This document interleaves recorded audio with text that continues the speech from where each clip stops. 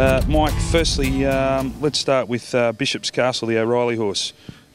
Yeah, look, he's only lightly raced out of his mare, and we gave him just the one run. He raced quite greenly, but he showed glimpses of real ability, so we just gave him that one run and put him away, just to aim at the spring. Wonderful. What about Epic Choice, the Dylan Thomas? Yeah, a real staying type of horse. Dylan Thomas, of course, was a good stayer himself, and just talking to the Europeans about his first crop there, that's about what they look like over there as well, and he's out of a half to reduced choice, so he's royally bred. We've kept him a colt, and just hoping that we can get some black type with him.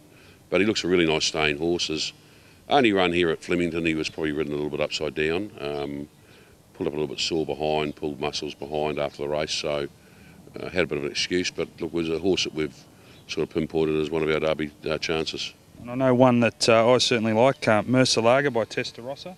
Yeah, look, he was impressive winning his only start.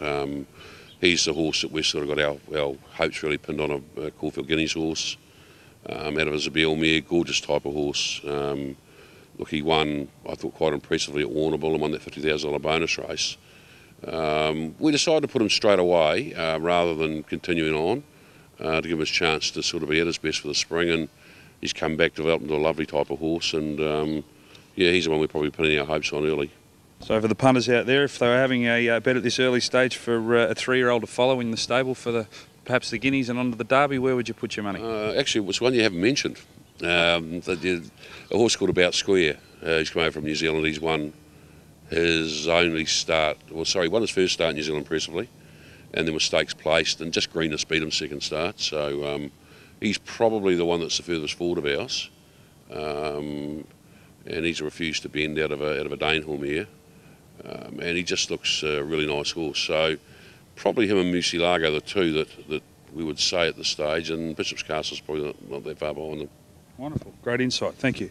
Now on to the Weight for Age Cup type horses. Let's just go through them. Glass Harmonium, a bit of a stable stalwart, flown the flag high.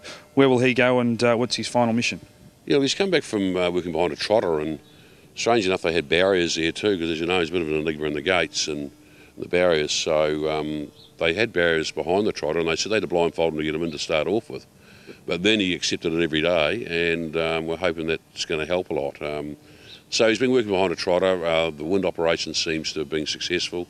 He's breathing as well as I've ever heard him breathe, and his regular rider, Cherie, says the same about him. So we're fingers crossed, and we're going to go into the Toorak first up, from there into the Cox Plate, and then into the McKinnon. So we're just 3 Group 1 chances for him. He's a stallion, and if we can win one of those Group 1s, he's won the McKinnon, but if we can win either Cox Plate or Toorak, it would really help him.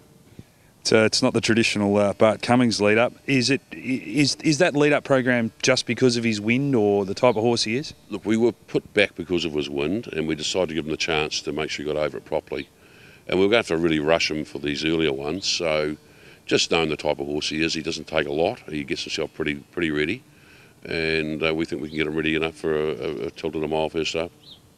Certainly. Now, what about Shenzhou Speed, the Calandra Cup and Ipswich Cup winner? Which way will he head, and how will he get there? Yeah, well, he's an interesting one, because we tossed around whether we would continue and give him a spring campaign, and we decided we'd give him his chance. And whereas last year he failed a bit in the spring after his Brisbane winter campaign, we think he's stronger in that this year. So we're going to see if we can fit into a race like the Caulfield Cup, which probably means he's going to have to go through the naturalism and try and qualify. But look, he's looks terrific in that, and he could be the real improver, because he certainly improved once we got him over at a bit of a distance last time round. And he's a nice young horse the way through. Did he winter at all, or did he spell in Queensland? He had 2 weeks off there, and then we flew him down after the 2-week break. Is that something that perhaps the punters should look out for, horses that have perhaps wintered with their son on their back in Queensland? The old rule was that the horses improved. I mean, Freedman's were famous at doing it. Lloyd Williams swore by it for years. How do you feel about that?